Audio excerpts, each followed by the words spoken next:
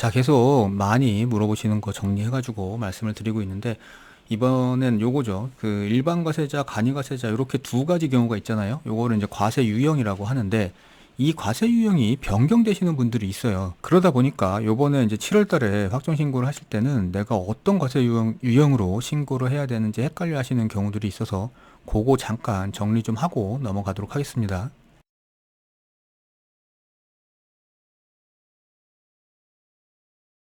사업을 하다 보면 과세 유형이 변경되는 경우들이 있어요. 그러니까 일반 과세자에서 간이 과세자로 변경이 되거나, 요 경우에는 이제 규모가 줄어드는 경우죠, 매출이. 아니면 간이 과세자였다가 일반 과세자로 변경되는 경우도 있습니다.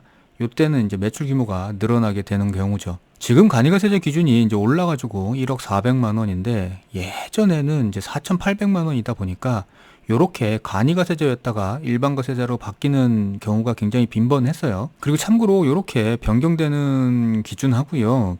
요렇게 만약에 일반과세자였다가 간이과세자로 바뀌는 요런 식의 과세 유형을 변경하면 안 되는 경우, 뭐 이런 것들에 대해서는 제가 다른 영상에서 설명한 거 있으니까 거기에서 한번 참고를 해 보시고요. 보통 이렇게 과세 유형이 변경되는 건 본인이 이제 신청해가지고 이렇게 과세 유형이 변경되는 경우도 있지만, 세무서에서 우편물을 보내서 통지를 일단 먼저 하고요.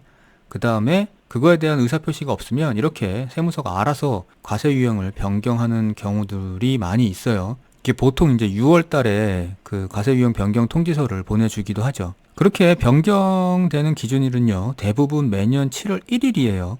물론 중도에 본인 의사로 신청을 하는 경우에는 뭐 3월이 됐던 10월이 됐던 뭐 그 기준으로 변경이 되기는 하는데, 과세 유형이 이제 매출 규모를 초과하거나 아니면 매출 규모 기준 이하로 내려오거나 하게 되면 이제 국세청이 통지서를 보내주고, 그거에 대해서 포기 신고 이런 것들이 없으면 바로 7월 1일부터 과세 유형을 변경을 하게 되죠. 근데 이렇게 7월 1일부터 바뀌게 되는데, 우리 이제 7월 달에는 1기 확정 신고 기간이 있잖아요. 그 기간이 7월 1일부터 7월 25일까지예요. 그래서 요 사이에 내가 부가가치세 확정 신고를 해야 되는 시점이죠. 근데 요 시점에서는 변경된 과세 유형일 거거든요. 그러면 그 변경된 과세 유형으로 신고를 해야 될 건지, 아니면 기존의 과세 유형으로 신고를 해야 될 건지가 헷갈려지는 거죠. 그래서 결론부터 말씀드리면요, 과세 기간에 해당하는 유형으로 신고를 하셔야 돼요.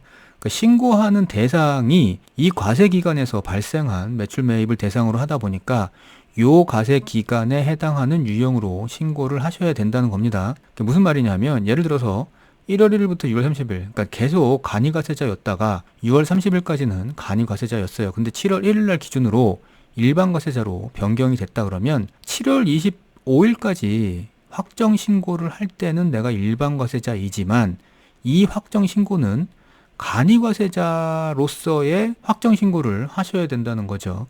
왜냐하면 7월 달에 확정 신고 대상은 요 기간이거든요. 6월 말일 전까지.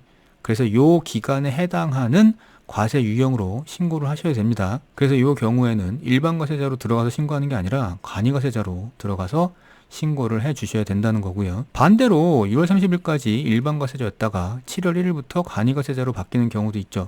그러니까 이 경우에는 당연히 일반 과세자 신고를 7월 25일까지 해 주셔야 되는 거고요.